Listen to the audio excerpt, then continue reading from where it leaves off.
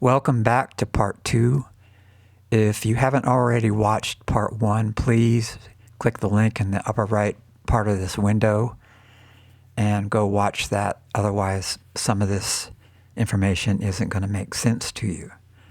So we're going to retrace a bit and go back to the vintage ABR1 because the one on your Les Paul isn't even remotely like a vintage unit. Doesn't sound like it. Doesn't look like it. Materials are wrong. Here is two vintage ABR1s with massive low top, low angle brass saddles.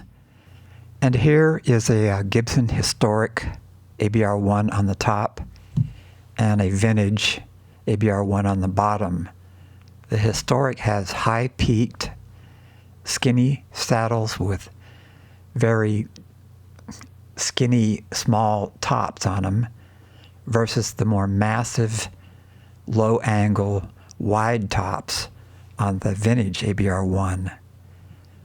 So they're nothing alike in the saddles. So let's take a really good close look at these vintage saddles.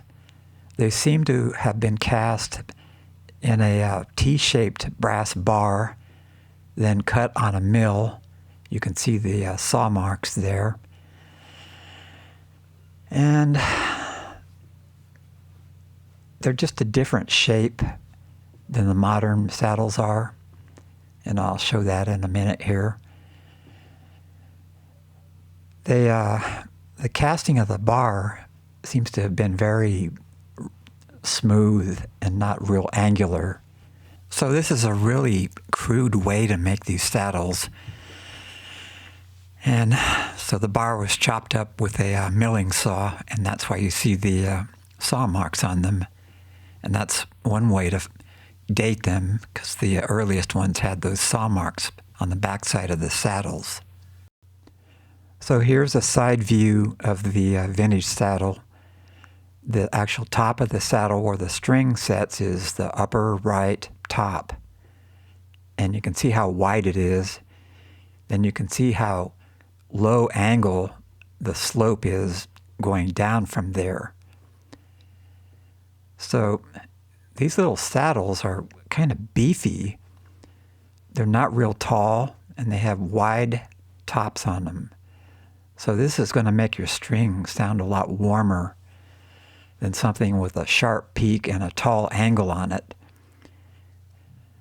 So now let's take a look at what Gibson did. So here's a Gibson saddle on their historic ABR1 or whatever version of bridge they put on this 1960 VOS. So look at all those sharp edges and look at the skinny top on this thing, and then look at that really steep angle going down. So you've got a string sitting on top of this skinny little top with a high peak on it, and there's not much mass in the actual saddle below the string. And all this does is give you a really sharp, trebly sound, and it's something you don't want. Not if you're looking for a vintage sounding Les Paul. So what they did is basically they copied a patent saddle. These happened around like 1964, 1965. And they changed to pot metal and did these really sharp, tall peaks on them. And the ABR ones just completely lost that nice, warm, beautiful sound. So another way to prove this is to get out a little jeweler's scale and set it to grams. And here is the vintage ABR1 brass saddle. 14 grams right on the nose.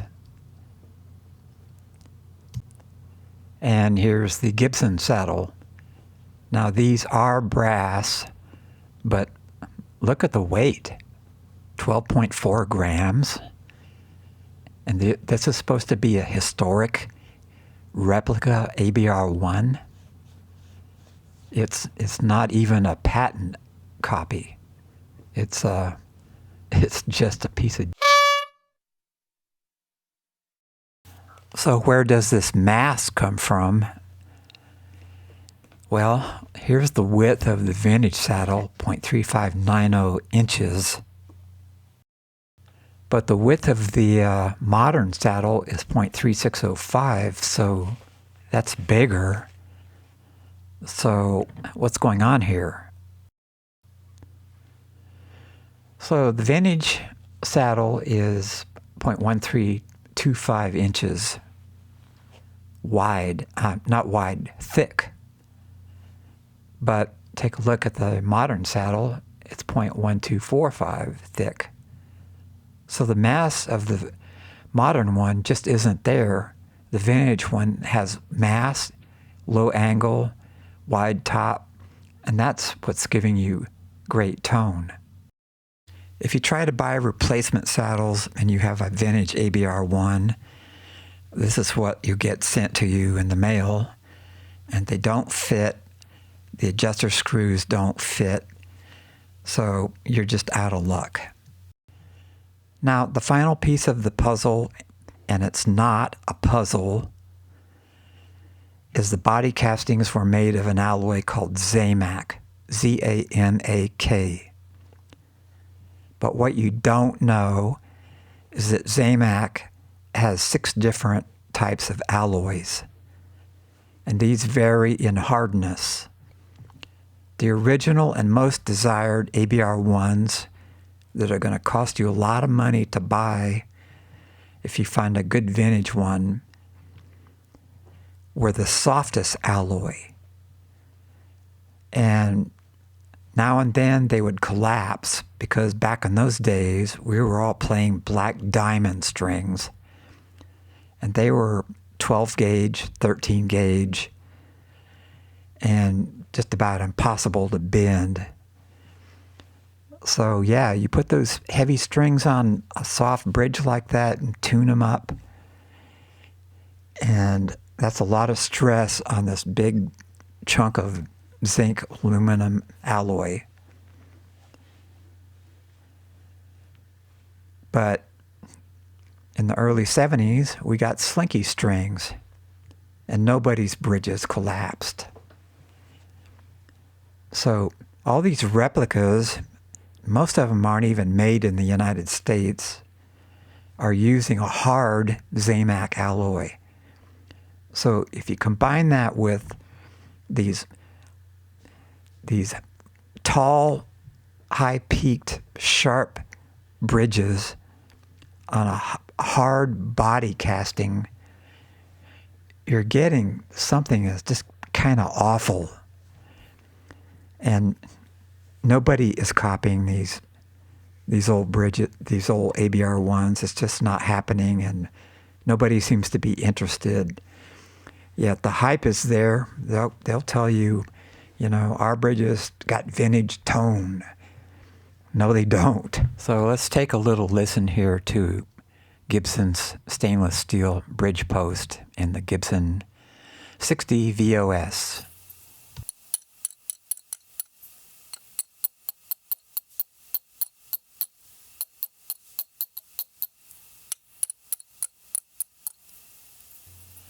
So here is the replacement brass bridge post that I installed. Philadelphia Lutherie carries these, and they're vintage length of about just a little over an inch long.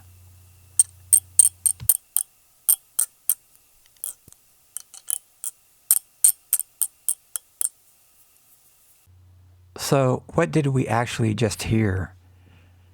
The Gibson stainless steel bridge post, it's a little bit dead sounding.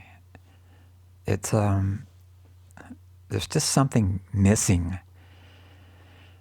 So when we put the brass bridge post in there, it got brighter, but not harsh, not edgy, just more like bell sounding. Brass is just the right thing to use as a ABR1 bridge post, and that's what was used in the original Les Pauls.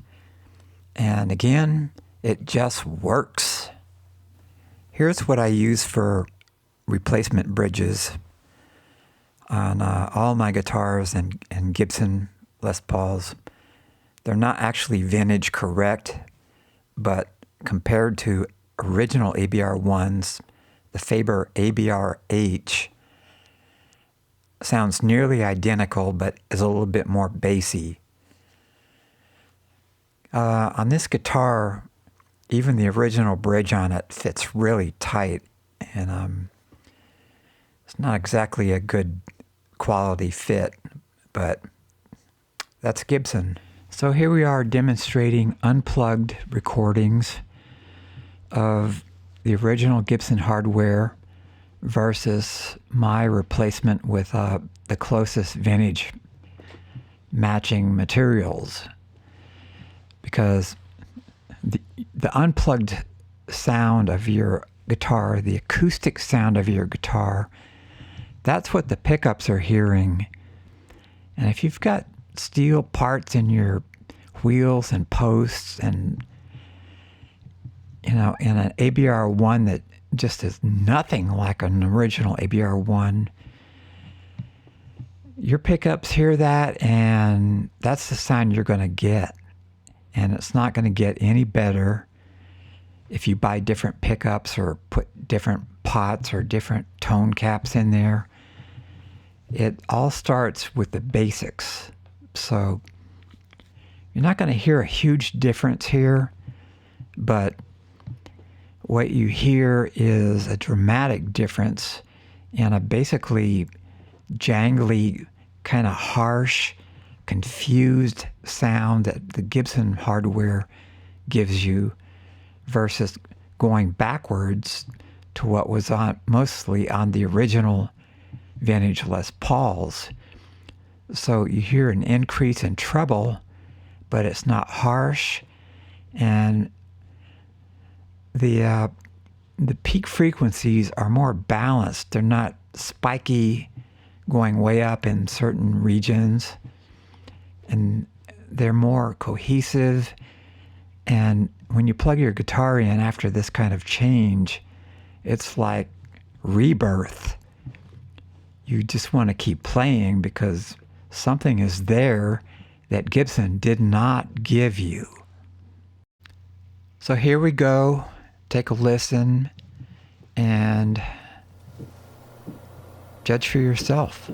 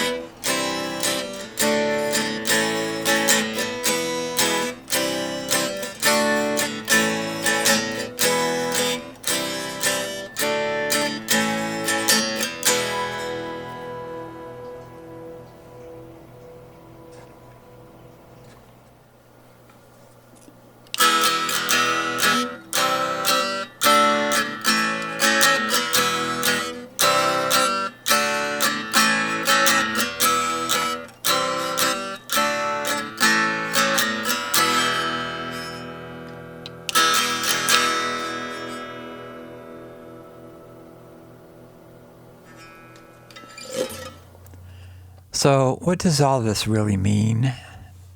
Well, remember we're going for vintage, unplugged acoustic sound. So here's a frequency response chart of the original Gibson 1960 VOS that's recorded by the microphone. These are directly off the sound files you just heard. So, well, what's all this mean? You can see a lot of spiky peaks.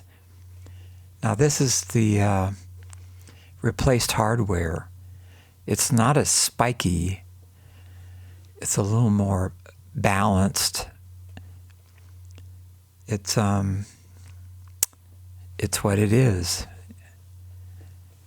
So you can hear that the replaced hardware is brighter, but richer in sound, and there's not like these big spikes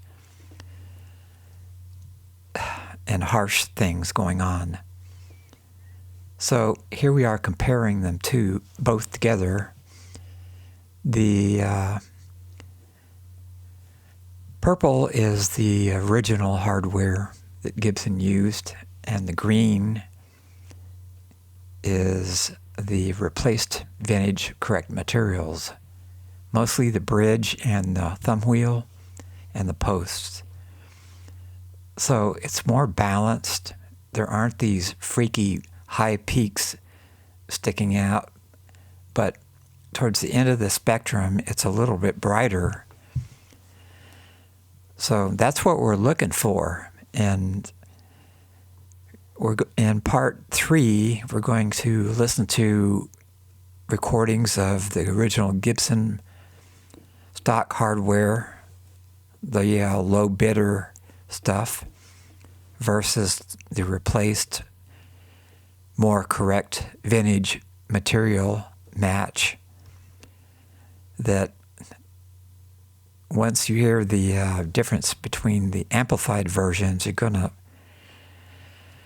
really understand that doing this makes your amplified Les Paul sound a lot better, more sustained, and a lot more like an original vintage Les Paul. And that's all this video is about, is trying to recapture the vintage sound of a great old age Les Paul, because that's what a lot of us want. Some of us don't want it. Some of us want to, buy a cheap green Gibson with, metallic sparkles and a robo-tuner, and that's fine. But we're going after the real deal. We're going after the original sound.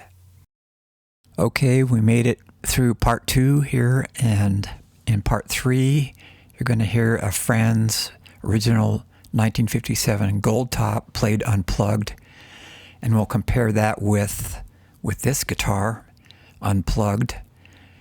And then you're going to hear the Gibson VOS played through an amplifier before the hardware was changed, and then afterwards. I couldn't do that in part 2 because my output transformer blew up, and I should be getting that back in about 2 days. And then we're going to do the beginnings of inspecting Gibson's factory installed harness, what they used. We'll be doing measurements. We'll be checking whether the braid wire is correct. And then I'll be starting the beginnings of what to replace it with, how to wire it, and eventually, probably in part 4, we'll listen to that, do a wrap-up and go back over everything briefly, and that'll be the end of it.